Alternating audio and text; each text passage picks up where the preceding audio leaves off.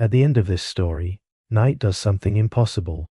It comes close to the lands between, receives grace, and then, instead of falling over the world, turns quietly away into dawn. That is the image we begin with, because it contains the whole mystery in miniature. The power of darkness appears, not to conquer, but almost to retreat. The night seems to end before it truly begins, and if we want to understand Nightreign at all, we have to follow that strange moment backward, slowly, into the older law that made such an ending possible. There is something unusually gentle in that contradiction. We are not standing before a story of simple invasion, nor of darkness swallowing the world in one final stroke. We are standing before a threshold, before a night that seems ready to arrive, and yet does not cross fully into its claim. It pauses, it turns, it leaves us with the uneasy feeling that something immense has been refused, delayed, or perhaps transformed.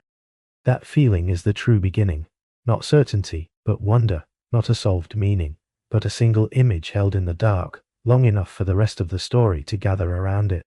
The giant figure, the touch of grace, the distant land waiting below, the dawn appearing where deeper night should have been. We do not need to untangle all of that at once. For now it is enough to keep the image before us and let it glow there quietly, like the last shape seen before sleep. So let us move gently backward from that ending now, step by step, and enter the strange older law from which that impossible dawn was born. So let us go more slowly now. Nightreign can be told in a way that feels sharp, crowded, and full of names all at once. But it does not need to be heard that way tonight. We can let it open by degrees, as night itself does. First a shape, then a question, then the outline of a world turning slightly away from the one we thought we knew. What follows is less an argument than a quiet walk through a dark branch of Elden Ring's world. We will move by image before explanation, by feeling before conclusion, and by return rather than rush. If a symbol passes by still half in shadow, that is all right. If a name arrives, and then fades for a while, that too is all right. The important things will come back in their own time. So there is no need to hold every thread tightly. You do not have to grip the lore for it to stay with you. Let it drift a little, let it circle, let it gather softly at the edges of thought. For now, we need only one grounding idea. Nightreign belongs to a world that did not continue exactly as the familiar story did. At some quiet point of breaking, it branched away, and it is in that dim divergence that our path begins. And so we come to the first quiet shape of the world beneath us. Before we ask what the night is, or why it gathers, we need one steady thought to guide us. Nightreign does not seem to continue the base tale in a simple straight line. It feels more like a world that branched away after the great breaking, carrying the same wound into a different future. That breaking is the shattering, not only the instant of ruin, but the long disorder that followed it, when war spread through the lands between and order no longer held its old form. In the familiar story, that fracture leaves the world suspended, damaged, and waiting beneath the weight of powers that never fully settle. But here, in this darker branch, the same fracture opens room for something else to take hold. The night is no longer only distant, delayed, or denied. Here it begins to root itself in the world, so Nightreign is easiest to understand as a shadowed possibility. A what-if world, yes, but one born from the same deep catastrophe, not from nowhere. It does not feel like a rejection of the original tale. It feels more like another chamber, opening from the same ruined hall. The old world remains where it was. This one simply shows what else may have grown from the same shattered moment. Had one buried force found the chance to spread, darken the horizon, and reshape the meaning of fate. That matters, because it lets us breathe a little. We do not need to force every image, every relic, and every symbol back into the one strict road of the main timeline. We are allowed to let this world remain its own dark offshoot. Once we accept that, the lore becomes easier to walk through, less like a knot that must be pulled tight, and more like a dim path that can be followed slowly, with patience, by lantern light. Nightreign is best understood not as a contradiction of the original world, but as a shadowed possibility that split from it. And there is something calming in that, This branch does not need to overthrow the base story to matter. It only needs to show us how much larger the world becomes when one buried possibility is finally allowed to breathe. What was once only held back in the background can now be seen in full, not as noise against the main tale, but as another truth the world was always capable of carrying. Another answer to the same wound, so now the frame is clear enough and gentle enough for the deeper question to rise without hurry. If the night truly took root here, then what is the night itself? So now we can ask the question that this whole dark branch of the story keeps circling toward. If the night truly took root here, then what is the night? Not only who serves it, or who resists it, but what kind of thing it is beneath all names. Is it a plan? A curse? A hostile will from beyond? Or something older than intention itself? One way to begin is with the Nox. Long before Nightreign, there were already people in Elden Ring who waited for an age tied to stars, to fate, and to a Lord of Night. They waited below the world with a patience so complete it almost ceases to feel human. That waiting matters. It suggests that night was never merely a sudden threat invented at the edge of history. It was expected, foreseen, as though some darker order had always belonged to the world, even if the world above refused to receive it. That thought fits a wider pattern in Elden Ring as well. Again and again, forces that seem frightening at first are not truly alien to the world. They are things pushed out of balance by the will to impose order. Death is sealed away, rot is vilified and made monstrous. Fire is feared, confined, and cast as danger, and when such forces are denied too completely, they do not vanish. They return sharpened. What once belonged to a larger balance becomes baleful through exclusion. Seen through that lens, the night begins to feel less like a villain and more like a calamity. Not a neat scheme, not a simple conspiracy, but something closer to weather, tide, season, reckoning. A dark movement in the world that was never meant to disappear forever, only to arrive in its time. If that time is delayed too long, then its return is no longer gentle. The night may not be an invention or a scheme at all, but a natural reckoning long denied. And there is something strangely calming in that thought. Not comforting, because a reckoning can still be severe, but calming in the sense that it gives the darkness shape. The night no longer feels random, it feels ancient, patient, and overdue, like winter delayed past its season, like deep water pressing for a breach in stone. This is what makes the Nox feel so important here. Their waiting begins to seem less like a failed dream, and more like a memory of something inevitable. They waited as though night should one day follow day, as though stars and fate and darkness belonged to the world as surely as light did. But under the long authority of the Erdtree, much that belonged to the world was suppressed, narrowed, or named unacceptable. If night belongs among those denied things, then Nightreign may be showing us what happens when that long refusal finally weakens. So the night does not feel like chaos spilling in from nowhere. It feels like pressure released, a buried force returning after too long beneath the surface. That is why the mood of Nightreign is so unusual. The darkness here does not merely invade. It encroaches, it gathers with the patience of something that has waited at the edge of fate for longer than kingdoms last. Seen that way, the night gathers a certain dignity. It does not need to shout. It does not need to justify itself. It simply arrives as ancient things arrive, slowly, evenly, with the weight of something that may have belonged to the world before the world tried to live without it. And if that is true, then the next step becomes clearer. We no longer need to ask only what the night is in the abstract. We can begin to ask what qualities it carries with it, and why those qualities place it so deeply at odds with the Golden Order. If we follow that older feeling of the night a little farther, 3 quiet ideas begin to gather around it. Darkness, fate, and something stranger still, a kind of equal arrival. Darkness is the first and simplest of these, though even here the matter runs deeper than it first appears. The night is not merely linked to dimness in the ordinary sense. It feels bound to a truer darkness, one that the world beneath the Erdtree has not been permitted to keep. The Erdtree does more than light the land. It dominates it. Its radiance stands so constant that genuine night begins to feel almost unnatural by comparison. Shadow survives, yes, but only in margins, in hollows, in places grace has not fully claimed. Seen that way, darkness in Nightreign begins to feel less like an intrusion and more like a return. A world long ruled by bright order may come to mistake all obscurity for threat. Yet obscurity is not always corruption. Sometimes it is simply the condition in which distant things can be seen again. And that brings us to fate. In Elden Ring, fate is not only a matter of bloodlines, decrees, and thrones. It is also something read in the heavens. It belongs, at least in part, to stars, and stars ask for darkness, however steady they remain. They cannot be read clearly when a brighter light overpowers the sky. Their meaning may still be there, but their guidance grows faint to those below. This is why the Erdtree's light matters so much in the story of the night. Its brilliance is not neutral. It does not simply warm and bless. It also obscures. It fills the world so completely that smaller lights, older lights, more distant lights become difficult to perceive.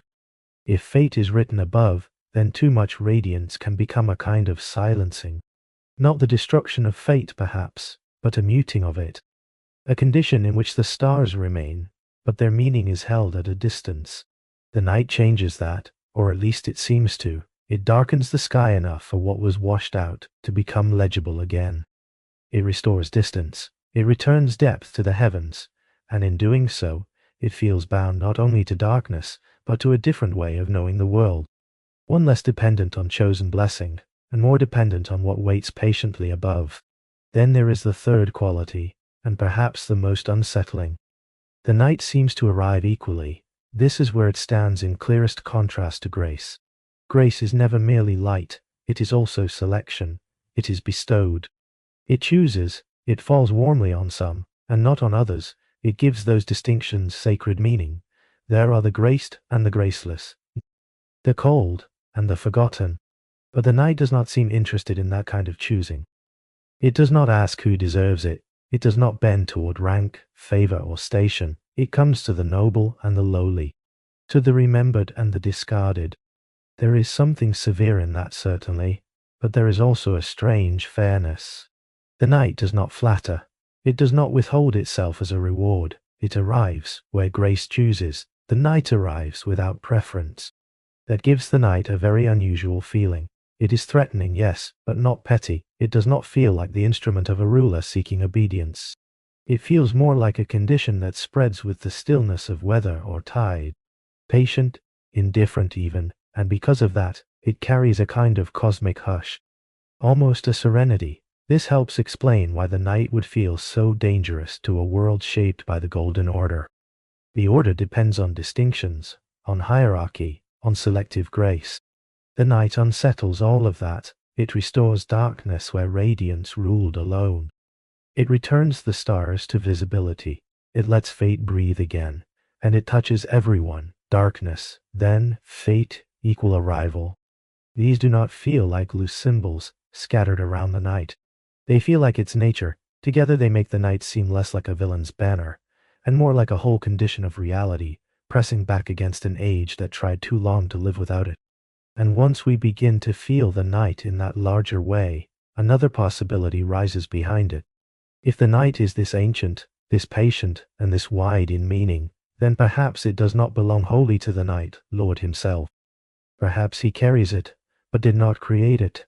Perhaps the darkness gathering here points beyond him, toward something greater standing behind even the final figure at the end of the road. And if we keep looking upward, the night begins to seem larger still. There are signs in Nightreign that the final Lord of Darkness is not the whole of the matter, only the nearest face of it. One of the clearest is the trace of night itself, that strange token left behind in the wake of defeat. Even in its name, it suggests remainder rather than origin. Not the full thing, only a mark, not the whole presence, only the sign that something vaster has passed nearby and left its outline in the world. Then there is the white tree. At a distance it stands like a dead Erdtree emptied of the old gold, pale and spectral against the dark. It does not feel healthy, and yet it does not feel truly lifeless either. It glows with a strange whiteness, as though some other force has begun to claim the shape of a tree without restoring the life that once belonged to it. The longer one looks at it, the less it seems like a mere landmark. It begins to feel like an instrument, a point of contact, something raised between earth and heaven for a purpose not yet fully spoken aloud. And then the sky answers. There are moments when that white tree seems to reach towards something turning far above it. A swelling disturbance in the dark, a presence not fully seen but strongly felt.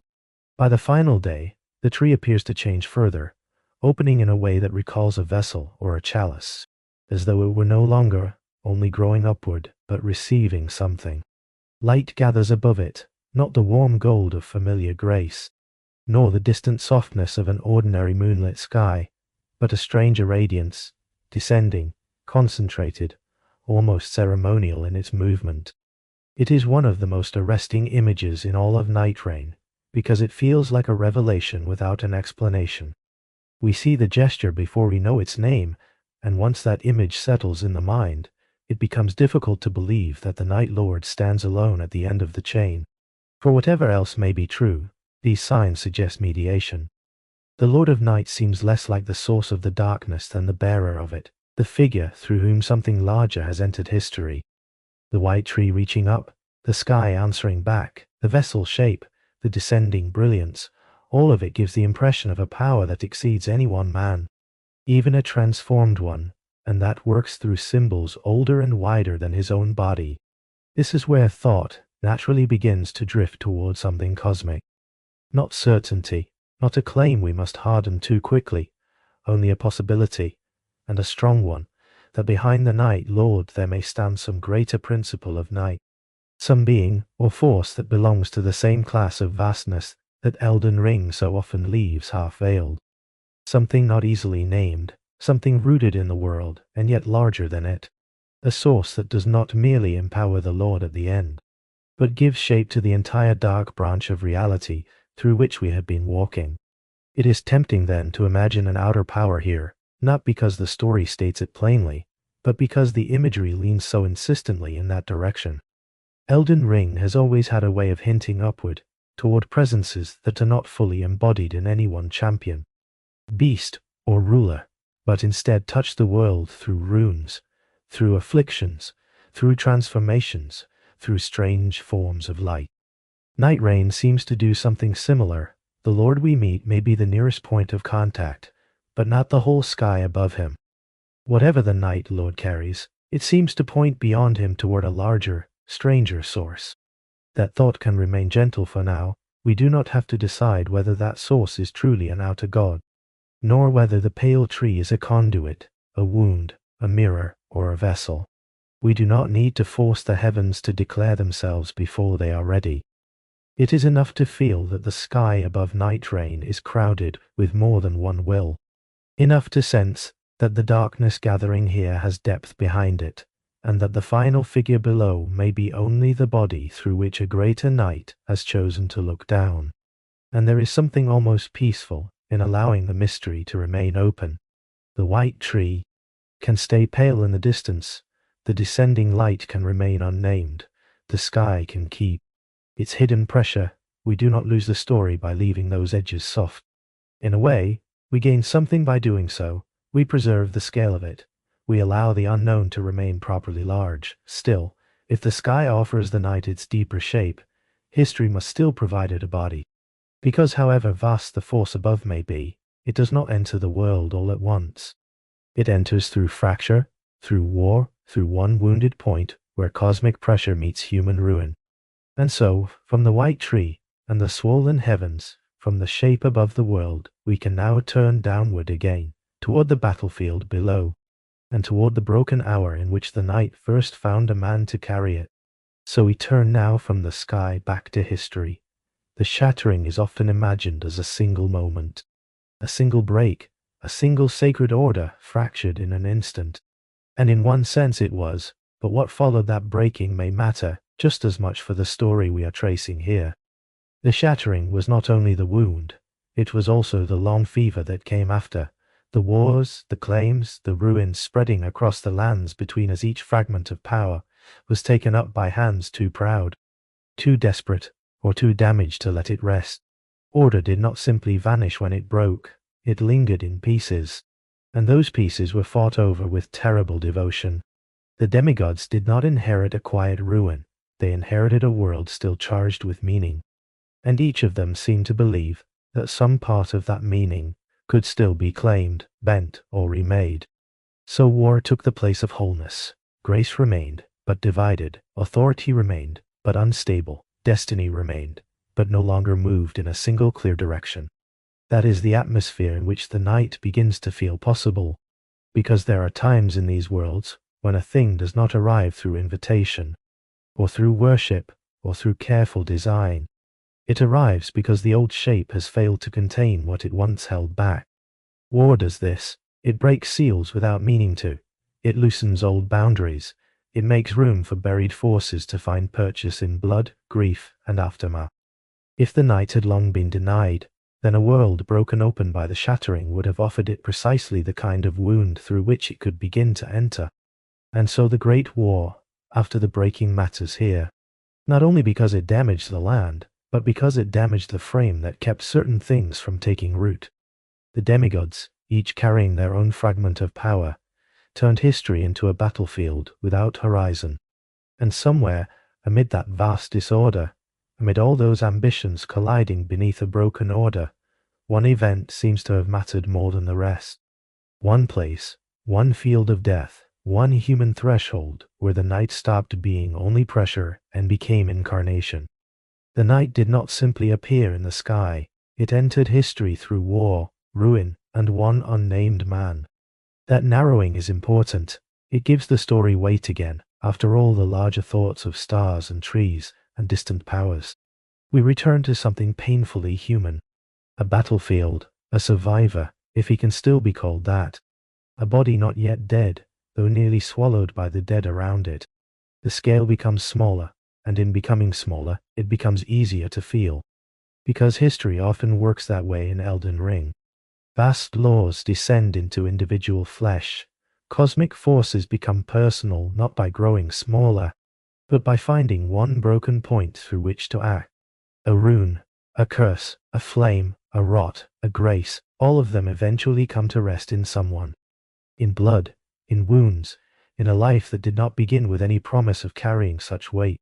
Nightreign seems to follow that same old sorrowful pattern. The war makes the opening, the ruin prepares the ground, and then one nameless life receives what the larger world has drawn for. There is something almost merciful in that narrowing, strange as that may sound. It lets us breathe again. We do not have to hold the whole war at once.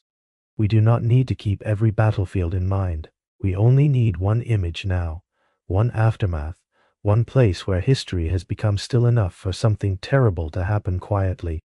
Imagine the fighting already over, or almost over. The noise has passed its height. The clash of arms is gone from the air, leaving only the heavy silence that sometimes follows great violence. When the land itself seems stunned by what it has witnessed. Bodies lie everywhere, armor broken, banners fallen, mud, blood, metal, and the slow cooling of a battlefield that no longer knows which side has truly won. The old order is not restored there. The new one has not yet taken shape. It is only ruin, waiting, and beneath that ruin, somewhere under the piled dead, something still moves. That is where we must go next, not upward now, but downward, into the heap of bodies, into the dim and terrible place where a nameless man, buried by war, begins to rise carrying more than his own life back with him. And there, beneath the weight of war, we come upon the man who has no name. Not because he never had one, but because the story no longer cares to keep it. Whatever he was before this hour has already begun to fall away. Knight, soldier, retainer, wanderer, sworn blade, it scarcely matters now. The battle has stripped him of all ordinary introductions. What remains is a ruined human body, buried beneath other ruined bodies, and the terrible stillness of a field that has already taken too many lives to count. It is one of the starkest images in all of Nightreign. Not a throne, not a prophecy in a sacred chamber, not a chosen heir standing beneath a beam of grace. Only a man and the dead. The battlefield around him has finished speaking. The cries have thinned into distance. Steel lies quiet in the mud. Torn cloth clings to broken armor. A hand reaches upward from the heap and finds nothing. Another body shifts, or seems to, and then settles again. The land is still enough now that what remains of life can be mistaken for memory. And from beneath that mound of bodies, this nameless man begins to emerge. Not with triumph, not with the clarity of a hero rising to meet his fate. More likely with the blind instinct of something that has not yet realized it should already be dead. A shoulder pressing free, a face lifted through blood and dirt and half light. A body pulling itself from the piled remains of a war that has ended without mercy. It is an image of survival, yes, but a broken survival, one already touched by something stranger than endurance alone. Because what rises here does not rise unchanged. Somewhere in that buried threshold between life and death, between battlefield and grave, the nameless man comes into contact with a power that does not belong to him. Whether it enters him in that instant, or awakens in him, or simply chooses that moment to become legible through him, is hard to say. Nightreign leaves the feeling vast and uncertain, as it should. But the result is clear enough. Within him comes to dwell the primordial Night Lord's rune. A thing not merely symbolic, but transformative.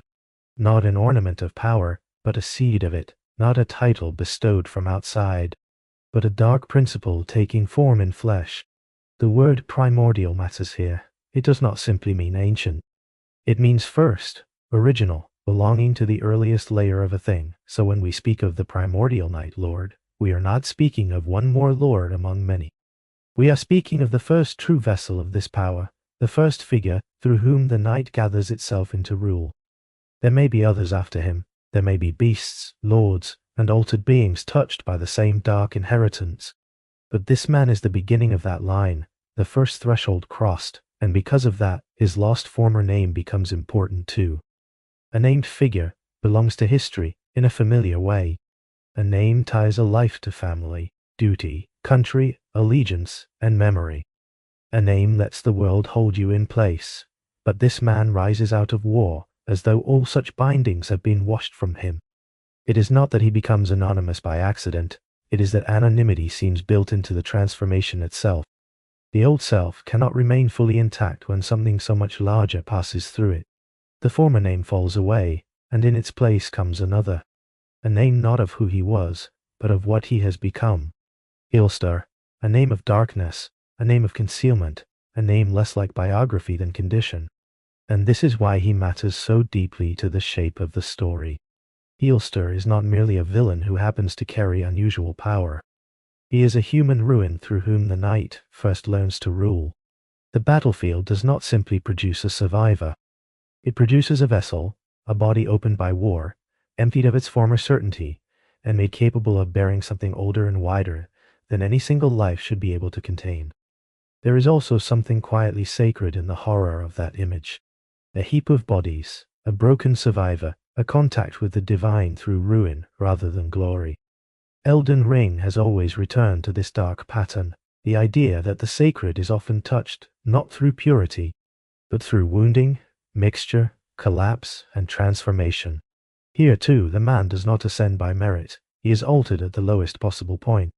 When history has reduced him to almost nothing, and that very reduction seems to make him permeable to what comes next. So Heolstor begins not as a grand sovereign, but as aftermath. That matters. It means the night's first lord is not born from stability, but from wreckage.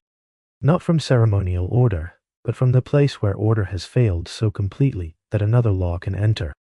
He is a figure of transition, of one world ending and another finding its first body. And because he begins in namelessness, he also carries something universal within him. He is one man, but he stands for more than one man. He is the human point at which cosmic pressure becomes fate. In a story full of vast forces, there is something oddly quiet about this beginning. One broken man, one strange gift, one old name left somewhere beneath the dead, while a darker name rises in its place. And yet the stillness does not last, for the night does not remain gathered in him alone. What first takes root in Heolstor does not end with Heolstor. Like all powers that belong to a wider order, it begins to spread, to touch other beings, to alter other destinies, and to make the world around him more and more capable of bearing its mark. So from this first night, Lord, we can now widen the circle again and follow the way his darkness begins to move outward into other lives, other creatures, and other fates.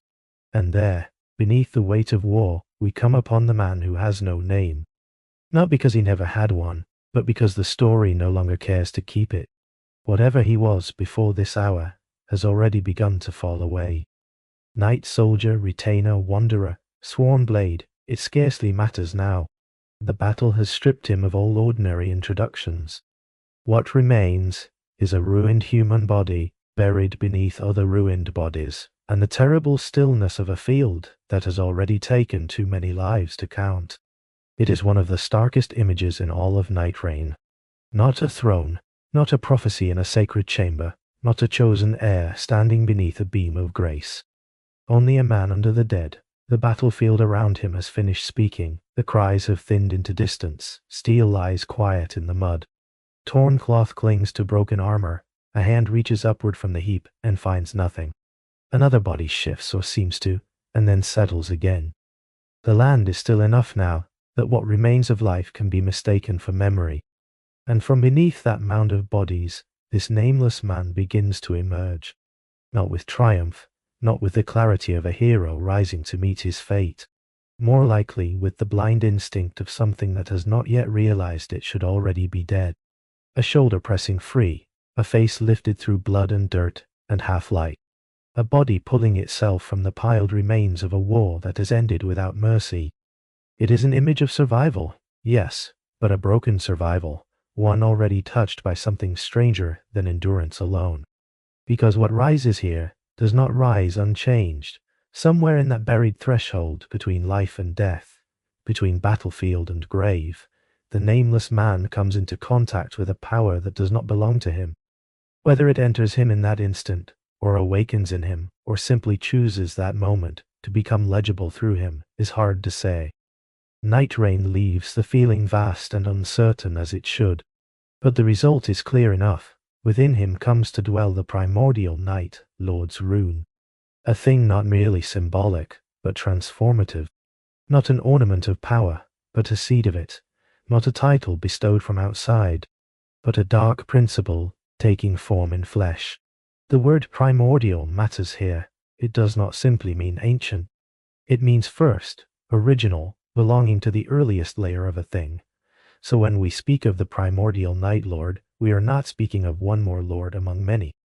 We are speaking of the first true vessel of this power, the first figure through whom the night gathers itself into rule. There may be others after him, there may be beasts, lords, and altered beings touched by the same dark inheritance.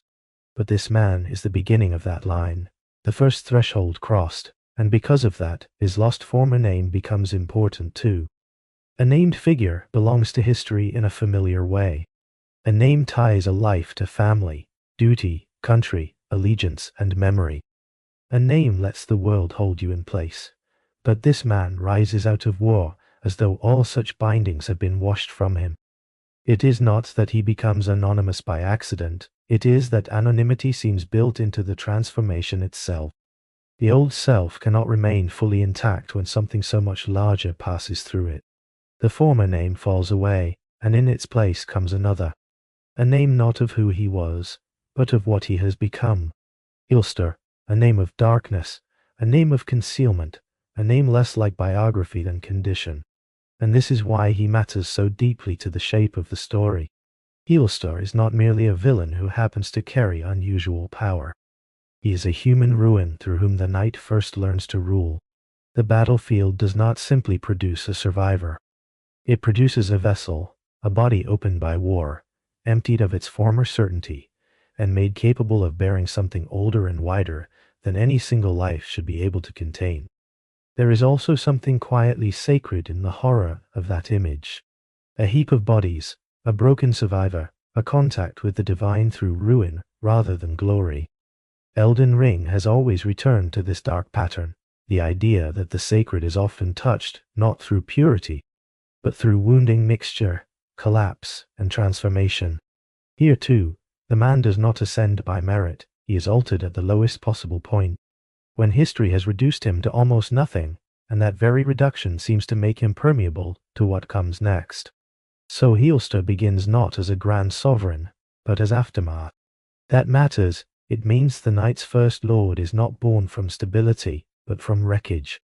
Not from ceremonial order, but from the place where order has failed so completely that another law can enter.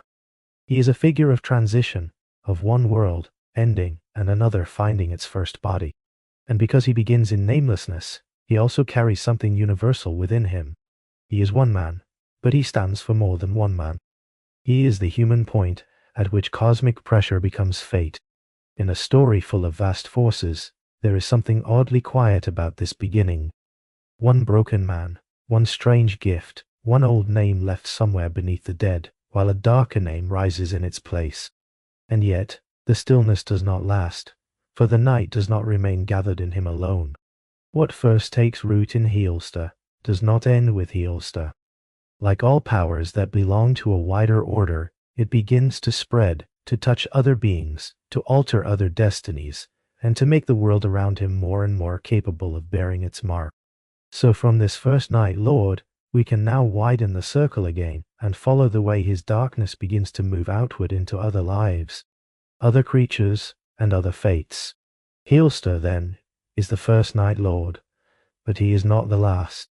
That distinction matters, because otherwise the story would close too tightly around one figure, one battlefield, one terrible awakening. But the Night in Nightreign does not behave like a private curse or a singular inheritance. It does not remain contained within the first body that learns to bear it. What begins in Heolstor becomes wider than Heolstor.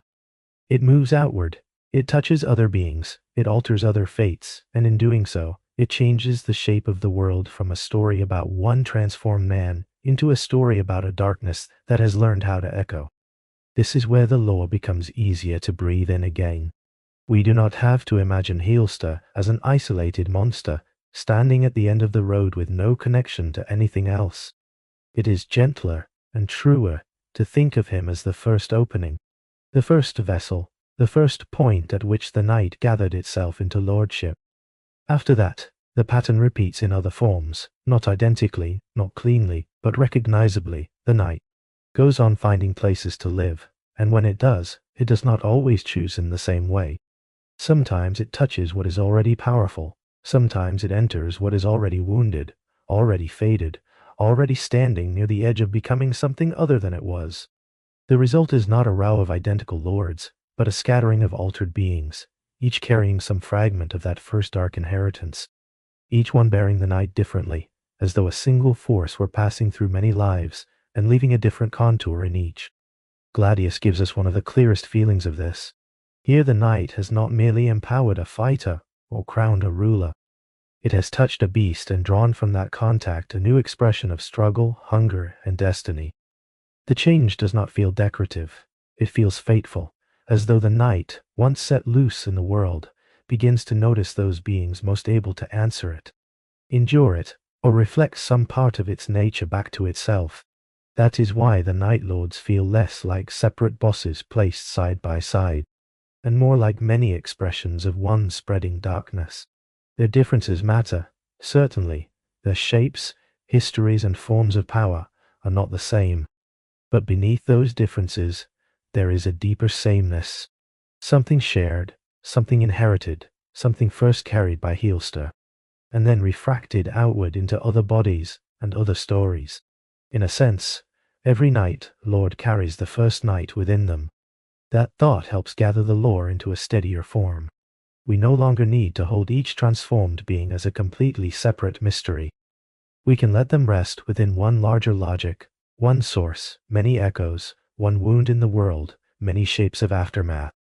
The Night spreads not only by conquering territory, but by reproducing itself through altered fates. It leaves pieces of its first awakening behind in every later embodiment, and this gives the story a kind of calm structure beneath all its strangeness. The Night is not random, it propagates, it answers itself across different lives. Once the first Lord has risen, the world becomes more susceptible to repetition. The dark pattern has entered history, and dark pattern has entered history, and history begins to repeat it in new forms. There is something sorrowful in that, because it suggests that Heolstor's transformation was never meant to remain singular. The first Night Lord is not simply an exception, he is a beginning, the moment after which the world becomes newly vulnerable to the same kind of touch. Not every being will receive it, not every life will become a vessel, but the possibility is now loose in the world, and possibility itself can be a form of contagion. So the night broadens, it reaches beyond one battlefield, and one nameless man. It enters powerful creatures, marked places, and altered destinies. It turns singular tragedy into a wider condition. A land touched once can be touched again. A fate rewritten once can be rewritten elsewhere. And little by little, what began as one impossible transformation starts to resemble an entire dark ecology, a system of spread, recurrence, and deepening influence. This is why Nightreign feels so much larger than a single final confrontation. The night is not waiting passively inside one lord at the end of the road. It is already distributed through the world in pieces, expressions, and living signs. It has become plural without ceasing to be one, and yet that plurality also gives us a place to rest. Because once we understand that the night moves by echoes, the story becomes less chaotic. We can follow its traces with less strain. We can feel the first transformation reverberating outward, rather than trying to memorize each new form as though it had no origin. Heolstor remains the beginning, but the beginning is now part of a wider pattern. From there, the next step opens naturally. If the night has touched not only one man, but many beings and many fates, then it cannot remain only a matter of characters. Its spread must begin to change the land itself. The world around it must begin to darken, distort, and answer back. So, let us widen the circle once more. Leave the First Lord and his echoes behind for a little while, and look instead at the place where all this darkness has been gathering, the land itself, and those few who still rise within it to resist the ruin. So the circle widens again, and the story leaves the First Lord behind just long enough to look upon the land that has suffered his inheritance. That land is Limveld. By the time we arrive there in thought, it no longer feels like a stable country with borders, roads, and seasons proceeding as they should. It feels like a frontier at the very edge of being lost. Not simply ruined, but rewritten. The night has worked upon it so long that familiar things no longer sit quite where they once belonged. The land still remembers fields, strongholds, churches, cliffs, and roads, but memory is no longer the same as order. Everything appears touched by a slow distortion, as if the world has been left too long beneath a pressure that bends not only matter, but fate itself. This is what makes Limveld feel so sorrowful. It is not merely a place under attack. It is a place being worn away. The night does not only strike it in moments of spectacle. It erodes, it encroaches, it keeps working at the edges of the real until the world begins to lose confidence in its own shape. Places that should endure feel provisional, distances seem uncertain, the land itself carries the mood of something half remembered, half unmade. And still, this failing place has not fallen entirely silent. There are those who rise within it and return to it again and again, in answer to the night's pressure. Not because they are alike, not because they were born under one banner or taught one creed. In some ways, what is most striking about them is how little they seem to share. At first glance, they come from different stations, different eras, different corners of the world. Their purposes are not identical. Their histories do not fit cleanly together. If placed side by side in an ordinary age, they might never have met, or might have passed one another without recognition. And yet Nightreign gathers them. That gathering is one of the most moving ideas in the whole story. A world is nearing collapse, and still it produces resistance. Not glorious resistance, not the easy certainty of heroes who know they were chosen for triumph, but something humbler and perhaps more human than that. A few figures drawn together by catastrophe, a few lives bent toward the same dark horizon, until shared danger begins to matter more than separate origin. The Nightfarers belong to that feeling. Their unity is not born from sameness, it is born from necessity, and then from will. Each of them has reasons of their own for walking into the dark. reasons shaped by private history, private wound, private longing. But the night presses hard enough that private reasons begin to converge. Under its endless reach, difference remains, yet something more urgent appears beneath difference, a refusal. A refusal to let the land go unanswered, a refusal to accept that the dark can only spread and never be met. The Nightfarers are not united by origin, but by the simple refusal to let the world sink without answer. That simple thing gives warmth back to the story, faint though the warmth may be. After so much ruin, so much cosmic pressure, so many signs that the world is being slowly bent away from itself, there is comfort in finding even a fragile fellowship. Not safety, exactly, not reassurance in full, but the kind of comfort that comes when more than one figure still walks toward the same failing fire. The kind of comfort that says the end has not yet become final, because there are still people willing to move against it. It is like a lamp kept burning in a collapsing place. Small, uncertain, exposed to every draught, and yet still alight. That is the feeling Limveld holds for me, a last frontier, not because it is empty, but because it is what remains when so much else has already been distorted beyond recognition. The Erdtree is long gone from its old authority here. The land has become a final ground where the night and those who oppose it meet in their clearest forms. Limveld is what the world looks like when the old protections have thinned, and the deeper struggle can no longer remain hidden behind ordinary life. And still the Nightfarers go on. They move through a place that feels already half lost, and in moving through it, they give shape to one last possibility. That a doomed world is not the same as a surrendered world.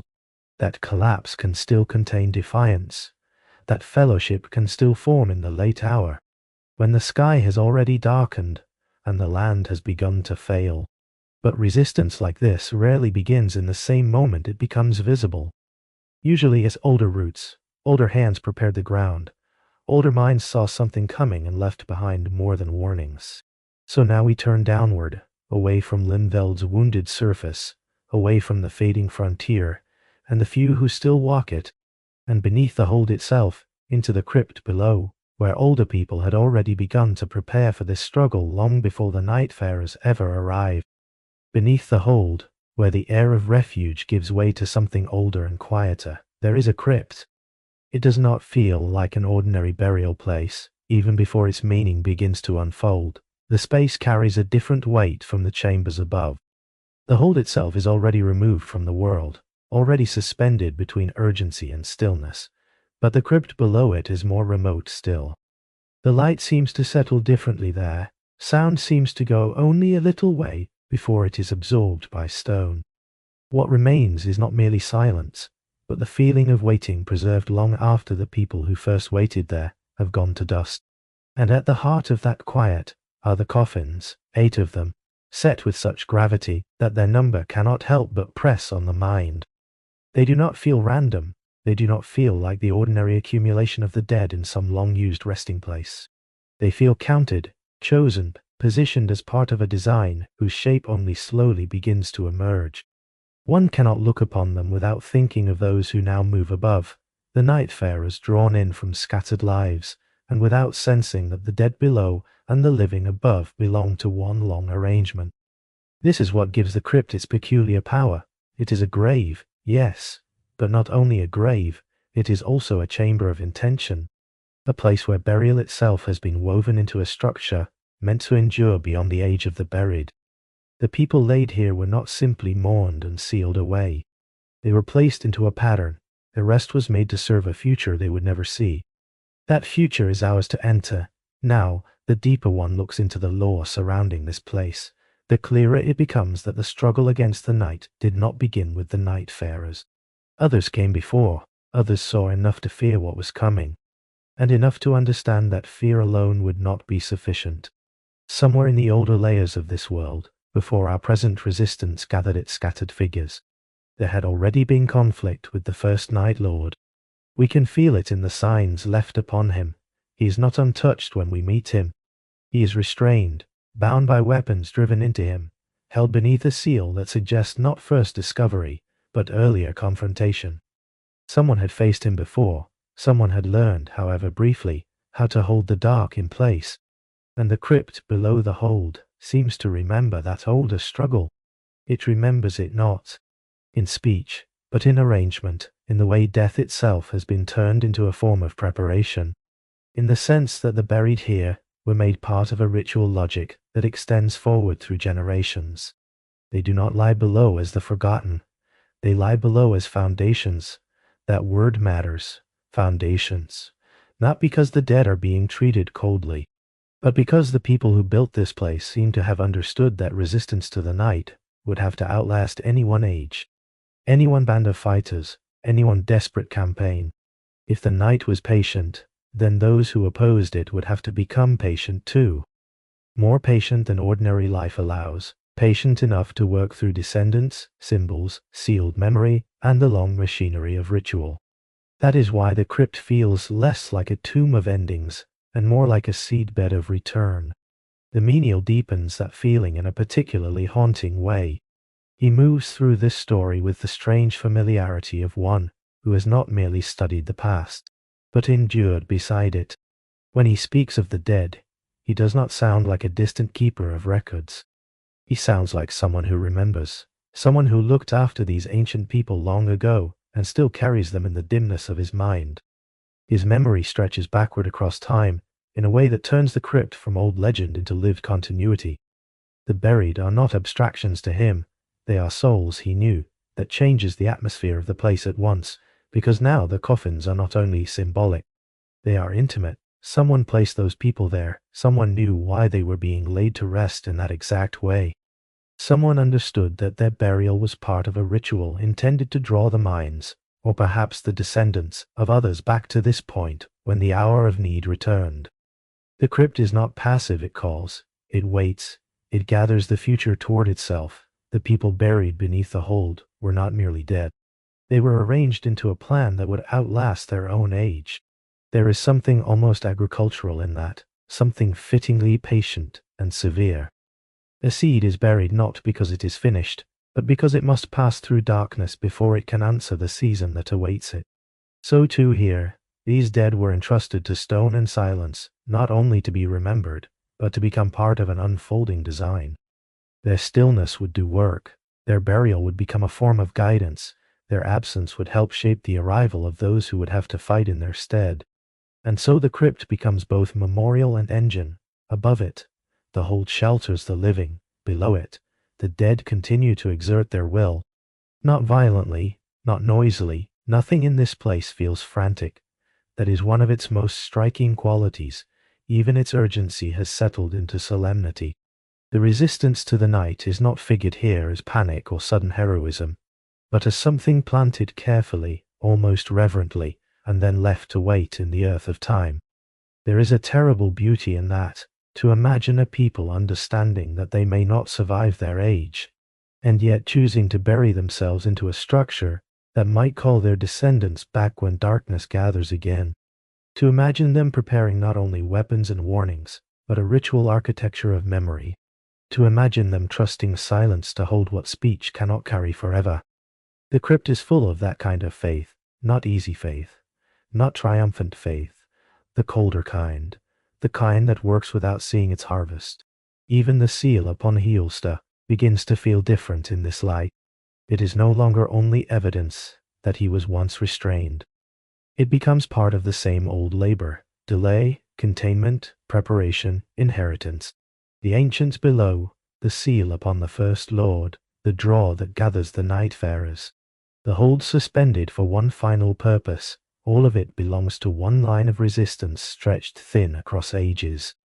A line that has frayed, perhaps, but not entirely broken. And yet, a crypt, however solemn, still leaves us with a question. Who were these people, truly, who saw enough to build such a place beneath the hold? Who carried this burden first? Who were the ones punished with the knowledge of what was coming, and tasked with preparing against it across generations? The answer waits just beyond the burial hush of this chamber, in the name of a people bound more closely than any other to this long duty, this long foresight, this long silence. The cutting-gifted tribe, that is the name that rises out of the crypt like something long buried but never forgotten. The cutting-gifted tribe, Even before we understand them fully, the name carries a certain weight. It does not sound like the name of conquerors, nor of kings, nor of a people remembered for spectacle. It sounds older than that, stranger, more intimate with growth, with inheritance, with something quietly passed from one life into another. And as soon as we begin to follow the traces they left behind, it becomes clear that these were the people most closely bound to the knowledge of the coming night. They are the ones who seem to have seen too much somewhere in the older strata of this story, before the night spread openly across the land, before the nightfarers were drawn toward the hold, before the last resistance hardened into ritual. This tribe glimpsed what others either could not see or could not bear to name. They saw that the night was not merely a rumor, not merely a fear at the edge of speculation, but something real, something coming, and in seeing that, they also seemed to have glimpsed another truth bound tightly to it, the hidden sin of the Erdtree itself. That phrase alone changes the whole atmosphere around them, because this is not the knowledge of a people who simply turned against the world they knew. It is the knowledge of a people who understood that something was wrong inside the order, that claimed to be absolute. The tribe did not merely anticipate danger from outside. They perceived a fault within the sacred center. They saw that the night and the Erdtree were tied together by a history of suppression, trespass, and concealed reckoning. And once seen, that kind of truth cannot easily be forgiven by power. There is an old sadness in that. To foresee a calamity is already a burden. To foresee it, and understand that the ruling order helped create the conditions for it, is heavier still. The old descriptions surrounding the primordial night, Lord's Rune, deepen that feeling. They suggest that these people anticipated the coming night, and spent long ages planning how it might be prevented. Not by simple force, and not by ordinary prayer, but by something closer to cunning or desperation. They concluded, it seems, that their only hope was to cheat a god. That phrase matters too. To cheat a god is not merely to defy divine power. It suggests a people who believed the game itself had already been rigged against them. A people who knew that straightforward loyalty would not be enough, that obedience alone would not save the world, and that some deeper intervention was needed if the night was ever to be turned aside. They were not planning a rebellion in the ordinary sense. They were trying to outmaneuver a fate that had already been set in motion. And for that knowledge, they were punished. That may be the quiet heart of their story. Not that they embraced the night, but that they recognized it too early. Not that they hated the Erdtree, but that they saw the hidden wound beneath its authority. Their true crime may have been simple foresight. They saw that the night was real, and power could not forgive them for seeing it. So much of Elden Ring moves this way. The one who sees first is rarely rewarded. The prophet is mocked, shackled, exiled, or made to carry the burden of the future they never wanted to speak aloud. Truth does not arrive in these worlds like a blessing. More often it arrives like a sentence, and yet the cutting-gifted tribe are not only defined by what they saw, they are also defined by their strange and beautiful name. Cutting. It is a word that can sound violent at first, as though it belongs to blades or wounds. But here, the meaning seems gentler and stranger than that. It belongs not to war, but to horticulture, to the language of growth, of taking a part of one living thing and giving it a future elsewhere. This matters because Elden Ring has always loved to speak about bloodlines, inheritance, and divine descent in the language of trees, branches, grafting, buds, offshoots, scions. The world keeps returning to these images because the great orders of the land do not spread only through armies or laws. They spread like living things, they branch, they are propagated, they take root in flesh, in family, in sacred matter. And within that poetic system, cutting is not the same as grafting. Grafting joins two living things together so that they may grow as one. It is fusion, combination, strength through forced union. We know that image well in this world. It is brutal, ambitious, and unstable. It tries to make one body stronger by binding another into it. But a cutting is different. A cutting is a piece taken from a parent so that it may grow into another life of the same kind. Not combination, but continuation. Not fusion, but division that preserves identity. Not a patchwork made stronger by addition, but a second life, grown from what was already there. That difference feels essential, because if the tribe were cutting gifted, then what they were given was not simply a weapon or a command. They were given a living fragment of something sacred and world-shaping. A portion capable of becoming more than itself. A branch. Perhaps a stem, a root, something taken from a greater whole and entrusted to them, not merely to keep, but to cultivate. That possibility gathers enormous meaning around their name. They were not simply burdened with knowledge, they were burdened with propagation, with carrying forward a piece of the sacred order, perhaps to preserve it, perhaps to defend it, perhaps to create something that could stand against the coming night. And that is what makes their story so sorrowful. Even after seeing the Erdtree's hidden sin, they do not seem to become simple enemies of it. If anything, they remain entangled in loyalty. They are punished by the order they still in some sense serve. They are tasked with resisting the very night they foresaw. They are made to bear a burden, created by truths they were never supposed to witness. And yet, they go on carrying it all the same. There is something deeply Elden Ring about that combination of prophecy, duty, and injury. To see clearly does not free a person, it binds them more tightly. The cutting-gifted tribe seem to have been forced into exactly that kind of tragic faithfulness. They knew too much, and because they knew too much, they were made responsible for what was coming. So even here, in one of the densest and most secretive parts of the lore, we can hold to one calm thought. Someone saw the dark coming long before the rest of the world was willing to admit it. That thought is enough to guide us onward, because once we understand that, the tribe becomes less confusing and more heartbreaking. They are not merely a puzzle of terminology and hidden relics. They are people, caught between vision and obedience, between sacred inheritance and forbidden knowledge, between a god they could not entirely abandon and a future they could not ignore. And in Elden Ring, those things rarely remain separate for long. Prophecy almost always walks beside punishment. Loyalty often survives even after betrayal, and the ones who serve most faithfully are often the ones asked to suffer most in silence.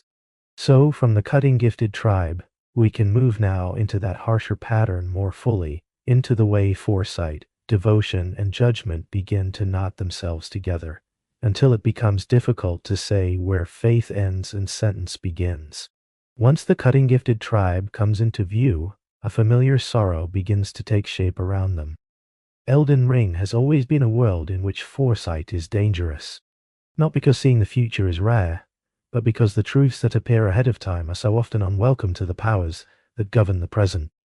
The one who sees clearly is seldom embraced. More often, they are marked, shamed, burdened, or cast aside. And the cutting-gifted tribe seem to belong to that old and painful pattern. It helps here to remember the prophets of the base world. They were not rebels in the simple sense. They did not look toward the Erdtree with easy hatred.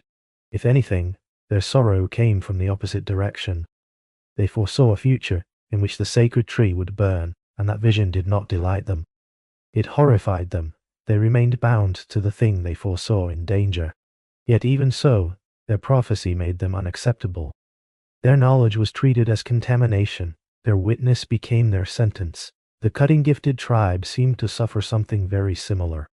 They glimpse the coming night. They understand, in some deep and forbidden way, that it is real. More than that, they glimpse the hidden sin tied to the Erdtree itself. And yet none of this appears to make them simple enemies of the old order. On the contrary, the tragedy of their story is that they seem to remain entangled in loyalty. They do not merely stand aside and welcome the night. They labor against it, they prepare against it, they spend long ages trying to prevent what they have seen approaching. That detail matters greatly, because it gives their punishment its proper shape. They were not condemned for loving the dark more than the light. They were not condemned because they wished to destroy the Erdtree. If anything, they seem to have gone on trying to preserve the world that had judged them.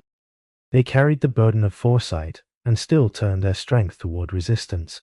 They attempted to hold back the night, even after discovering that the sacred order itself was implicated in its long return.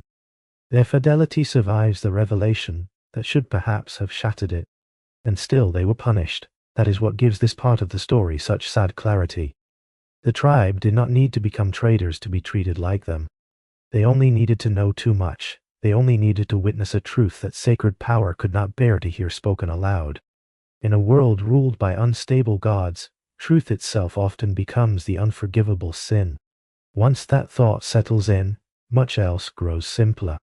The tribe's burden no longer feels like a tangle of obscure names and hidden rites. It becomes moral before it becomes metaphysical. A people saw what was coming. A people recognized that the future was darker than official order would admit. A people tried, despite everything, to answer that danger. And for that witness, they were bound to a duty that outlived their own age. There is something almost unbearably gentle in that simplicity. They were not punished for hatred, but for witness. That is a terrible thing to say plainly, and yet plainness helps here. It lets the mind rest for a moment after all the branching symbols. We do not need to hold every relic at once, or every possible reading of tribe and rune and sacred cutting. We only need to hold this. They saw, and because they saw, they were made to carry what others refused to face. It is the old fate of seers in these worlds. To know early is not to be saved. It is to be isolated, to be tasked, to become responsible for a wound you did not create. The prophets know it, the tribe knows it, and perhaps that is why the lore around them feels less like pure mystery and more like a long bruise beneath the story. We are not only uncovering hidden theology, we are uncovering injustice, and yet even injustice does not cancel devotion. That is one of the most sorrowful truths in Elden Ring.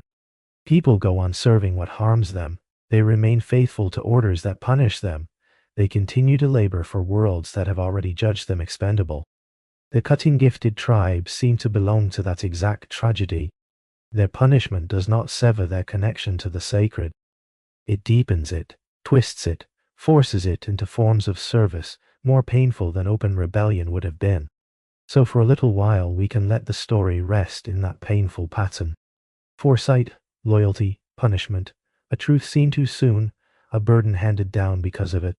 The shape is harsh, but it is clear, and clarity has its own quiet mercy. And once that moral shape is clear, the next movement of the story becomes easier to bear, though no less sorrowful, because the punishment of the tribe was not only a matter of shame or exile or remembered blame. It demanded something stranger, more intimate and more heartbreaking than that. It left behind a small piece of evidence, fragile and almost private, which leads us not into grand battle or public ritual, but into one of the saddest hidden places in all this dark branch of the world. The cord end, and the cave it was never meant to reveal, among all the relics scattered through this dark branch of the world. Few feel as private, or as quietly deliberate, as the cord end. It is such a small thing to build meaning around, not a great rune, not a weapon, not a seal blazing with obvious power, only a fragment of cord, rare enough that its very appearance begins to feel intentional. It does not present itself like a proclamation. It feels more like a clue left in ill passing, something slight enough to be overlooked by those moving too quickly, and clear enough to speak only to the patient. That matters, because the cord end does not lead us toward spectacle. It leads us toward secrecy. Its presence in churches already gives it a curious tenderness. Churches are places of shelter, of ritual, of old allegiance, and also of silence. To find this fragment, there is to feel that someone wanted it to remain close to sacred ground, but not openly displayed. The object is not announced. It waits. It rests in places where prayers were once spoken, where vows were once repeated, where sorrow may have learned to kneel before it learned to speak. The cord end seems to belong to that register of feeling. Not loud grief, but hidden grief. Not open accusation, but a sign left behind for the one who might one day understand where to look next. And what it opens is not simply a door, but a secrecy so deep it seems to have been built into the land itself. A hidden way in a ravine, a place meant to remain unspoken, a cave described not merely as concealed, but as something closer to an eternal secret. There is something chilling in that phrase, though the chill is not the thrill of danger. It is the chill of human sorrow hidden for too long. The cave does not feel like the lair of some triumphant mystery waiting to be solved. It feels like a place where silence was imposed, a place where what happened had to be removed from ordinary memory in order for the world above to go on pretending it was whole. And once we step inside, the mood of the law changes again. It narrows, it quiets, it comes close to the skin. The great theories about night and gods and fate do not disappear, but they gather themselves into something smaller and more painful. Stone walls dimness, a chamber that feels less like a passage and more like a kept wound. And at the end of it, not a monument to victory, not an altar piled with glory, but a single girl, bound into stillness, preserved inside the secrecy meant to swallow her. It is one of the saddest images in Nightreign, precisely because it does not ask for shock. It asks for attention. She is not framed like a queen of some hidden cult, nor like a chosen saint radiant in sacrifice. She feels too young for all the meanings the place is trying to impose upon her. Too slight, too human. The stillness around her does not ennoble what happened. It only deepens the ache of it, whatever was expected of her. Whatever vow or burden or ritual was laid upon this hidden chamber, it settles most heavily in the simple fact that a young life was placed at the center of it. And then there is the cord itself, or rather, the possibility of the cord, because the cord end does not explain itself cleanly. It refuses that kind of closure. It sits in the story as a fragment should sit, frayed at the edge, suggestive rather than complete. Was it part of a binding? Was it some holier tether, some ritual ornament, some umbilical sign, some severed restraint? The ambiguity is part of its power. It does not dictate how it must be understood. It only insists that something was cut, and that what remains is enough to lead us back. That is why the most moving possibility is not necessarily the most certain one, but it may still be the most fitting. That the cord was left behind intentionally, that it was not merely dropped, but severed, not as a grand rebellion, not with noise or defiance, but with the smallest axe still available to someone trapped within an arrangement too large for her. A small remnant left where it might be found, a quiet refusal to disappear entirely into the secrecy built around her. If that is true, then the cord end becomes unbearably intimate. It ceases to be just law architecture. It becomes a gesture, a trace of will, not enough to stop what was happening, not enough to save the one who left it, but enough to ensure that the hidden place would not remain perfectly hidden forever. Enough to say, in the softest possible way, that someone inside the silence still wished to be found. The law stops feeling abstract here. It gathers into one small human trace left behind by someone too young to bear the weight placed upon her. That is the turn this section makes, and it is why it lingers so deeply. Up to this point, we have moved through powers, tribes, prophecies, punishments, and systems of sacred burden. All of those remain important. But now the story contracts into a thread, a chamber, and a girl. The whole immense machinery of divine order and foresight and repression seems to pass through one final narrowing, until what remains is something the hand might almost touch. And in that narrowing, the sorrow becomes clearer, because whatever the cutting-gifted tribe were tasked with, whatever they tried to preserve or prevent, the cost of that burden did not remain at the level of symbols alone. It came down into flesh, into youth, into a life not old enough to choose freely what had already been chosen around her. The cave holds that truth in silence. It does not argue, it does not explain, it simply lets the evidence remain where it is, and asks the listener to be quiet enough to feel what it means. There is something gentle in that too, even through the sadness. For all its secrecy, the cord end does not behave like a thing meant to terrify. It behaves like a thing meant to wait, a thread, a clue, a small surviving fragment left in sacred spaces until one patient mind follows it into the ravine and down into the hidden chamber. Its power is not in shouting, its power is in being slight enough that only care can hear it.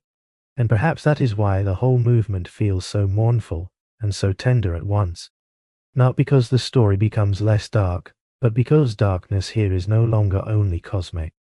It is personal, it has texture now, it has softness at the edge, a frayed cord, a stone path into secrecy, a hidden door that yields not to force, but to recognition. A girl whose silence says more than many proclamations ever could. The cave, then, is not simply a place where hidden lore is stored. It is a place where concealed suffering has been arranged into ritual form, where secrecy and sacrifice seem to meet, where the burden of foresight and loyalty and punishment descends all the way into one sorrowful human image. The old story of gods and orders and forbidden truths is still present, but it is now filtered through this chamber so completely that it can no longer remain distant. It has become immediate, bodily, quietly devastating, and yet even here the story is not finished with growth. Because the cave does not only contain the girl and the trace she may have left behind, it also contains signs of what was being made there, or what was hoped for there. Twigs, branches, sacred remnants of pruning and propagation. The language of cutting returns, no longer only as metaphor, but as material. And from that material, another possibility begins to rise. Pale, and terrible, and strangely beautiful. That something was meant to grow from sacrifice. That the hidden sorrow in this chamber was tied to sacred growth, to branches severed and preserved, to a tree-like answer prepared against the coming night. So we must go deeper still, from the cord to the cave, from the cave to the girl, and now from the girl to the twigs, the branches, and the strange white growth that may have been born from what this hidden place was asked to contain. And from the cave, the story begins to grow upward again. Not into relief exactly, but into symbol, into branch and twig and pale wood, into the strange old language by which Elden Ring so often speaks of bloodlines, sacrifice, and sacred continuity through the image of a tree. Once the hidden chamber has shown us the girl, the bound stillness, and the thread that may have been left behind, another layer of meaning waits close by. It is found in the remnants of growth, in pruned things, in small severed forms that carry the possibility of life even after they have been cut away. This is where the sacrificial twigs begin to matter. They are such slight objects at first glance, dry, delicate, almost too fragile to deserve the heaviness that gathers around them. And yet, their fragility is precisely what gives them their force. A twig is not the whole tree. It is only a small part, a remnant, a piece taken away, but in a world so saturated with the imagery of propagation, inheritance, and sacred branches, even a small severed thing can carry enormous weight. A twig pruned long ago from a holy tree is never only wood. It is memory. It is lineage reduced to a thread. It is the possibility that life once cut may continue elsewhere in another form. That is why the presence of these twigs inside the hidden cave feels so charged. They do not sit there like random offerings scattered through forgotten stone.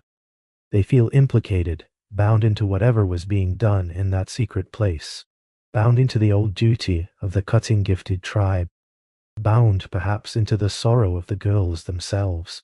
And once that connection is felt, a difficult possibility begins to rise. What if the cuttings gifted to the tribe were not only branches? What if they were people as well? The world of Elden Ring has never treated this thought as impossible. Again and again, human life and tree life approach one another, mirror one another, merge into one another. Blood feeds sacred growth. Bodies become rooted in larger structures. Great trees are not merely plants towering over history. They are living orders, sustained by sacrifice, inheritance, and intimate contact with flesh. The boundary between person and tree is never as secure here as it would be in a simpler mythology. The sacred grows through bodies. Bodies are taken into sacred growth. Life is passed forward, not only through seed and branch, but through offering. And if that is true elsewhere, it may be true here as well. The girls hidden away by the tribe begin to feel less like incidental victims, and more like the center of a terrible ritual logic. Not because the story explains it plainly, but because the symbols converge too closely to ignore. The language of cutting, the hidden chamber, the bindings, the severed cord, the twigs, the old branch imagery, the sense that the tribe was trying to cultivate not only resistance, but a sacred answer to the night. Piece by piece, it becomes possible to imagine that the girls themselves functioned as cuttings, sacred offshoots, human branches severed from one order in order to grow another. That thought is almost unbearable in its sadness, and yet it carries a grim coherence. At the heart of the tribe's struggle may lie a terrible idea that new sacred life was grown through human offering. Not life in the ordinary sense, not a child made to live on, not a sacrifice made merely to appease some distant power. Something stranger than that, something horticultural in the deepest, most mythic sense. A cutting, taken from a sacred line, so that another sacred form might be raised in answer to a coming darkness. The logic is not merciful, but it is fitting to the world we are in, where divinity so often emerges through mingling, wounding, pruning, burial, and transformation. And from that possibility, the white spirit tree begins to make a different kind of sense. Not complete sense, the mystery should remain, but emotional sense. Symbolic sense, the sort of sense that arrives before proof does, and settles somewhere deeper in the listener. A pale tree, dried, ghostly, sacred, but not flourishing in the ordinary way. A tree that does not feel like the full vitality of the Erdtree, but like a thinner, sorrow-born answer to it. A tree that resists the night, not with golden abundance, but with something whiter, quieter, more spiritual, as though the life within it has already passed through death and become another kind of presence. That image is enough to carry us very far. Pale branches wound upward in defiance. A sacred tree white with age and absence, not lush, not triumphant, but enduring. A resistance grown not from innocence, but from grief. Not from a world untouched by sin, but from a hidden chamber where sacrifice and secrecy were folded together until they rooted into form. This is why the white spirit tree feels so moving. It is not only a magical structure, it feels like a memory made vertical, a sorrow given bark and branch, a refuge that still bears the quiet outline of the lives through which it may have come into being. If the Erdtree's authority is broad, radiant, and imperial, then this pale tree feels intimate, almost wounded in comparison. Less a sovereign power than a sacred remnant, less an age ruling the world than a fragile answer raised against its undoing. And still, it resists. That matters too. For all its sadness, the symbol does not collapse into despair. The tree stands. It gathers itself. It forms a last bastion against the night's erosion. There is no easy comfort in that, but there is a kind of solemn beauty. The hidden suffering of the cave does not vanish into nothing. It rises somehow into a structure capable of shelter, delay, and resistance. Even grief is made to grow, however uncertain the exact mechanism. The image itself is enough to carry us. Pale branches, a white spirit tree, and a resistance born from grief. In that image, so many of the section's threads come quietly together. The tribe's burden, the girl's sacrifice, the old twigs. The sacred pruning, the idea that a severed part of one order might be cultivated into another form, strong enough to oppose the dark. We do not need to decide every technical detail to feel the force of it. We do not need to say exactly how branch became life, or life became tree, or tree became refuge. It is enough to sense that the world is speaking in its old symbolic language once again, and that what it says is sorrowful, sacred, and deeply human. Because this section is not really about botany, not in the end. It is about transmutation, about what hidden suffering becomes when it is absorbed into myth, about how a people burdened with forbidden sight and impossible duty might try to grow an answer to the thing they feared was coming, and about how that answer, even if born from injustice, might still become real enough to stand against the night when all brighter certainties have failed. So the cave is no longer only a chamber of concealment. It becomes a root space, a place below the world where pain, secrecy, and sacred intention were pressed together until something pale and spiritual began, however faintly, to rise. And above it, the white tree remains, carrying upward all that hidden density of burden and belief, until it creates not only resistance, but shelter. And that shelter is where we must go next, upward now, along those pale branches and into the refuge they create, toward the strange sanctuary held in the tree's shadow, toward the round table, the priestess, and the quiet, solemn role they play beneath this sorrow-grown light. And so the pale tree rises into refuge. By the time the third night draws near, the story gathers itself around a place that feels less like a fortress than a final shelter held briefly against a flood. The sacred tree, or spirit shelter, does not carry the mood of worldly permanence. It is not a kingdom, not a city, not even a stable sanctuary in the ordinary sense. It feels instead like a place allowed to appear for a purpose, as though the world, having been pressed so far toward ruin, still remembers how to form one last chamber in which resistance may breathe before the dark closes in again. That chamber is the White Tower. To speak of it plainly is almost to diminish it, because the White Tower does not feel like architecture alone. It feels grown, or summoned, or perhaps remembered into presence by the same pale sacred force that holds the refuge together. The whiteness, there is not the living gold of an Erdtree in triumph. It is quieter than that, older in feeling, more spiritual, more exhausted, more severe. The light does not announce dominion, it seems to preserve a little space against erasure. And that difference matters. The sacred tree does not appear rooted in the world, in the same way as the greater trees we already know. It seems less bound to one fixed geography, less committed to one stable piece of land. It has the air of something that manifests where it is needed, a shelter answering urgency rather than ruling territory, that makes it feel almost like mercy, though mercy shaped by tremendous sorrow. A tree that comes not to establish an age, but to help a threatened world survive one more night. A tree that is less empire than intercession, so when the Nightfarers gather there, they do not gather in comfort exactly. They gather in reprieve. That too gives this section its solemn power after so much movement through ravaged land, through ruined fate. Through hidden caves and buried plans, the refuge at last offers stillness. The Nightfarers wait, there in preparation for the third night. And the act of waiting becomes sacred by necessity. It is one thing to travel through danger, it is another to pause just before the greatest danger and feel, however faintly, that the place holding you together may not last beyond the task for which it has opened.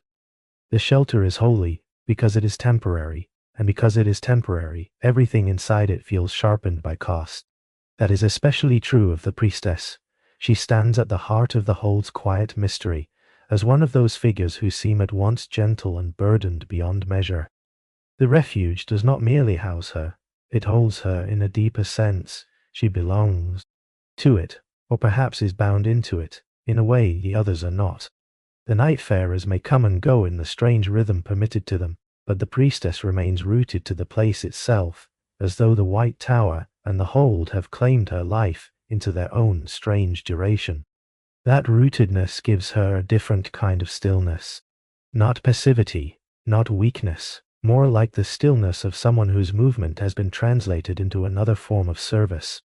She does not stride across the battlefield. She does not scatter herself into heroic action. Instead, she keeps the center. She becomes the living tenderness of an older plan, the quiet human presence through which a sanctuary continues to function. And in Elden Ring, such stillness is never free. The hold shelters. Yes, it protects. It gathers. It lets the Nightfarers return between their descents into danger. But it also binds. That is the deeper truth beneath its warmth. A refuge of this kind does not merely offer safety. It assigns purpose. It preserves only by attaching survival to duty. The shelter is not outside fate. It is one of fate's instruments. That is why the question of the formless master matters so much, even when the answer remains veiled. When the Priestess speaks on behalf of that presence, what we feel is not the casual guidance of a patron, but the pressure of an old design, still unfolding through human voices. Whether this formless master is understood as grace itself, as the old will at the center of the hold, or as something interpreted through the Priestess's faithful listening, the effect is the same. The refuge is speaking, the plan is still moving, the sanctuary is not neutral ground, it is charged ground, and that begins to make the whole structure feel hauntingly familiar, because it carries the unmistakable shape of one of Marika's long designs. Not in the crude sense of direct authorship, proven beyond doubt, but in mood, in method, in spiritual architecture. A refuge removed from the ordinary world, a burden handed down across time, chosen figures drawn back when the hour ripens, guidance that does not feel wholly voluntary. A promise of freedom only after an impossible task is done. All of this bears that same grave pattern the world has known before, where salvation and binding are woven together so tightly that it becomes difficult to tell where one ends and the other begins. The refuge against the night is not free shelter. It is another instrument of burden, duty, and delayed sacrifice. That truth darkens the hold, without emptying it of grace. And perhaps that is why the place feels so moving. If it were only a trap, it would be easier to condemn. If it were only a sanctuary, it would be easier to trust. But it is both at once. It protects and it binds. It shelters and it postpones the full cost. It gathers the weary into one last harbor, yet does so for the sake of sending them back out again toward a task that may unmake them. The priestess embodies that contradiction more than anyone. She remains in the center, while the others move outward. And in doing so she becomes almost the human face of delayed sacrifice. The hold's fate is entangled with her own. She is not merely serving the refuge. She is implicated in its eventual ending. There is something heartbreakingly calm in that arrangement.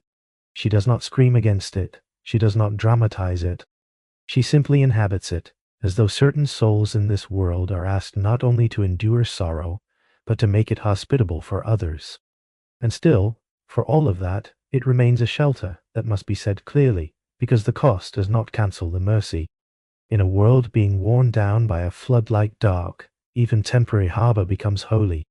Even a room that lasts only until dawn, or until the third night, or until one impossible vow is fulfilled, can become sacred by the fact that it allows breath to continue inside it. Still, it remains a shelter, and that matters. In a world of flood-like dark, even a temporary harbor becomes holy. So the white tower glows, the sacred tree holds, the nightfarers wait and prepare. The priestess keeps a rooted post within a refuge that is at once kindness and obligation. And all around them the feeling grows that this place was never meant to endure forever. It was meant to be enough to hold back the dark for a little while, enough to gather the necessary souls, enough to prepare them for the last descent into what waits beyond the harbor. That idea gives the whole section its solemn beauty. The hold is not the answer to the night, it is the pause before the answer. A ship floating above a drowned world, a room preserved in the middle of a long catastrophe, a place where those chosen, or condemned, or drawn by ancestral will may come together beneath pale shelter, and remember why they have been called. But once we understand that, another question begins to thicken beneath the refuge like a deeper tide beneath still water. Why was any of this necessary at all? Why did such a burden have to be planted across ages? Why did a tribe have to be punished for foresight, girls hidden away in a cave, a pale tree grown in grief, a priestess bound to a sanctuary that could not outlive its task? Why was the night treated as something that had to be denied for so long, rather than met in its proper time?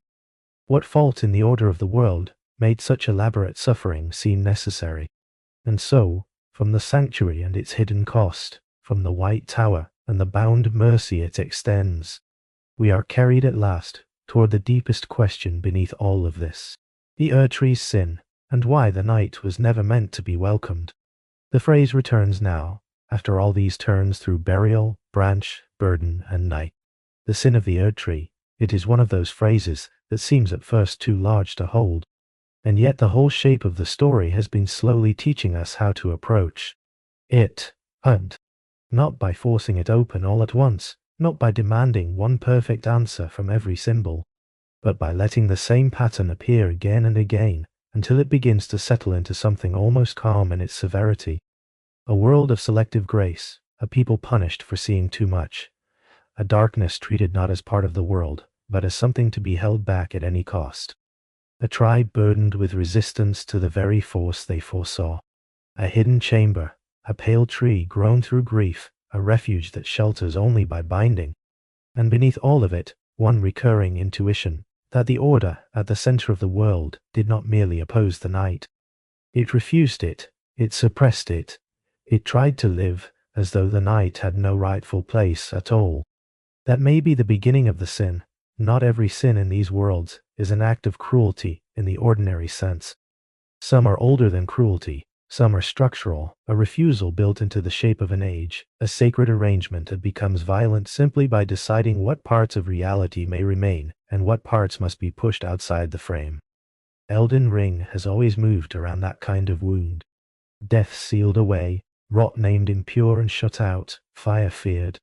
Condemned, and yet never truly gone, again and again, powers that belong to the world are denied by those who want order to feel cleaner, brighter, more obedient to design. And again, those denied forces return in harsher form. If night belongs in that same family, then the old phrase begins to darken into meaning. The Erdtree sin may not be one hidden act committed in secret on a single day. It may be a longer trespass than that. The sin may be suppression itself, the attempt to hold back a rightful dark, the attempt to keep a whole condition of existence from arriving in its time, the attempt to let grace shine without interruption, without contrast, without the equalizing hush of night ever fully reclaiming its place beneath the sky. Seen that way, the whole story begins to rest in a different pattern. Grace does not merely warm, it selects. Night does not merely threaten. It arrives. The tribe does not merely rebel. It witnesses. The punishment does not merely correct. It conceals. The refuge does not merely save. It binds, and the attempt to cheat a god begins to sound less like blasphemy than desperation. Because what does it mean to cheat a god in a story like this? It means recognizing that the terms were never fair to begin with. It means understanding that if night has been denied too long, then its eventual return may no longer be gentle, and yet still trying to resist the devastation that return will bring. It means standing inside a contradiction so deep that every available path feels stained. The cutting-gifted tribe do not seem to have wanted the world swallowed by darkness, but neither could they undo what their foresight had shown them. So they planned, they prepared, they buried the burden into crypt and bloodline and sacred growth. They tried to outwit a fate that perhaps should never have been forced into such violence in the first place.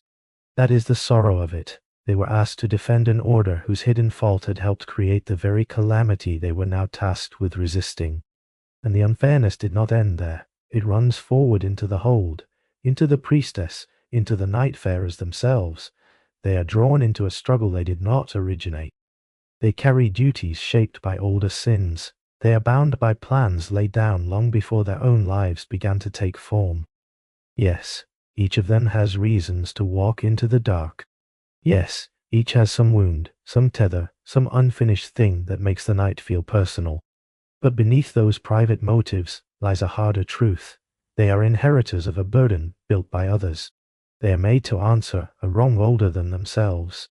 That is why the small loophole matters so much. The possibility of a new night, the possibility of finding some narrow path through which the priestess might be freed, through which the weight borne by the hold might not end only in repetition and sacrifice. In a world governed by so many inherited burdens, even the slightest opening begins to feel merciful. The loophole does not erase the injustice. It only proves that someone, somewhere in the long chain of planners and buried witnesses, understood how terrible that injustice was, understood that duty imposed across generations is not made holy merely by being old, understood that the one rooted to the refuge, the ones drawn into the struggle, the ones condemned to carry what others hid, all deserved something more than endless obedience. This is why the phrase cheat a god grows so poignant when heard beside the rest of the law. It is not the boast of proud defiance. It is the language of those trapped inside a sacred arrangement that has already failed them. Those who see that the divine order is not innocent. Those who know that simply obeying the old shape of things will not heal the wound beneath the world. Those who still wish, somehow, to preserve life against the dark, even while recognizing that the dark may have been made inevitable by the very powers now asking for loyalty. If this reading is true, then the night is not the first wrong in the story, but the answer to one. That thought changes everything without needing to resolve everything. Suddenly, the scattered signs begin to lie down in one larger shape. The punished foresight of the tribe, the selective warmth of grace, the equal arrival of night, the white tree raised in sorrow, the crypt below the hold, the binding shelter, The burden passed to descendants, the Night Lord not as simple invader, but as vessel of a force long denied. All of it begins to feel less like separate mysteries and more like one old fracture, seen from many angles. And there is something unexpectedly restful in that. Not because the truth is kind, it is not kind, it darkens the whole world to think that so much suffering may have grown from an order trying to shine too completely. But it clarifies, and clarity, even sorrowful clarity, can be a form of quiet. We no longer have to chase every symbol into its own private corner. We can let them gather, let them share one horizon, let them belong to the same deep wound between grace and night. This is perhaps why the ending matters so much, because once the larger shape is felt, the first image no longer stands alone as a beautiful contradiction. It becomes answer, or something close to answer, the giant of night touched by grace, the turning away, the dawn. What once seemed impossible now begins to speak in a softer voice. Not the voice of conquest, but of meeting, not the world swallowed by darkness, nor darkness erased by light, but something stranger. A reckoning met, a pressure answered, a long denial brought at last to the edge of release. So we can return there now, not with hurry, not with the need to solve every last uncertainty, only with the calm that comes when enough of the pattern has shown itself for the final image to open from within. The dawn was waiting there all along, and the giant of night was never only approaching a world to devour it. It was approaching the last possible moment in which grace might finally meet what grace had long refused. So let us go back to that image now, and let it explain itself as gently as it can. At the end, the giant of night stands once more before us. We have seen enough by now to feel the weight of that figure differently. It is no longer only a dark marvel on the edge of the lands between, no longer only an emblem of mystery held against dawn. It carries with it all the buried things we have followed through this long branch of the story. The waiting of the Nox, the equal hush of night, the first ruined man under the bodies, the spreading lords, the crypt, the tribe, the hidden cave, the pale spirit tree, the refuge, the burden, the sin, and then grace touches it. That gesture matters more than it first seemed to, for in the main ending, the night does not descend upon the lands between as though its final purpose were conquest. It does not roll forward and darken the whole world beneath its claim. Instead, something far quieter happens. Grace reaches toward the night, not to celebrate it exactly, and not simply to destroy it in spectacle, but to answer it, to meet it at the threshold where it had gathered all its long-denied force. That is why dawn belongs in the ending, not as interruption, but as fulfillment. The song is dawn. The light rising there is not the return of ordinary denial, not merely the old order shutting its eyes once more. It feels softer than that, more earned, as though the story has passed through so much hidden sorrow and patient resistance that by the end, the world no longer needs to be consumed in order for the night to have been real. It only needs the night to have been met, seen, answered, brought to the point where it can finally turn away. The ending does not show the world swallowed by darkness, but a night finally met, answered, and allowed to pass.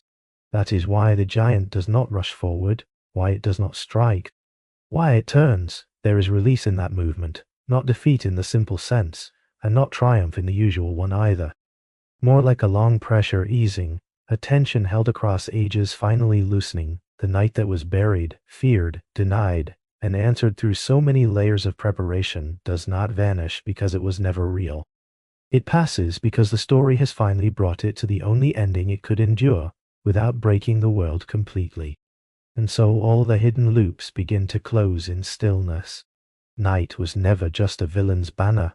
It was an old force denied. The tribe was never merely obscure. They were witnesses punished with duty. The cave was never only a secret. It was grief hidden in ritual form. The pale tree was never only strange. It was resistance grown from sacrifice. The hold was never only safety. It was mercy bound to burden. And grace, in the end, is no longer only selective warmth, descending from above. It becomes contact, a reaching outward, a final meeting with the thing it had helped make terrible by refusing it too long. That thought leaves the world quieter than conquest would have, and perhaps kinder too. though only in the bittersweet way these stories sometimes permit. After all the waiting, after all the hidden preparations and inherited burdens, dawn comes not as a shout, but as permission for the long tension to loosen. The lands between are not shown drowning beneath the flood of night, nor is night reduced to mere error. Instead, the story gives us one last image in which answer and release become briefly indistinguishable. And that is enough, more than enough, perhaps, for a world so full of burdens that could not be fully lifted, only carried with dignity until the hour of release arrive. So now the scale can narrow, we can leave the giant where it stands. We can let the grace remain gentle, we can let the dawn brighten without hurry. The theory can soften now, the symbols can rest, the long hidden machinery of grief and duty can grow quiet. Only the image remains, a dark figure, a distant land, a touch of grace, a turning, a dawn, and after that, nothing needs to press so hard. The night has been answered, the burden has been carried, the hidden work is done, so let the story grow still now. Let the pale tree fade into morning, let the crypt fall silent below the hold, let the ravine close over its secret, let the stars dim softly behind the coming light. You do not need to hold every name, you do not need to keep every theory awake, you only need the last feeling that something long delayed has finally been met, that something long burdened has finally been allowed to loosen. That dawn here is not interruption, it is release. So breathe a little more slowly now, let the giant turn away, let the world remain, let the light arrive, softly now, and more softly still, the sky is growing pale.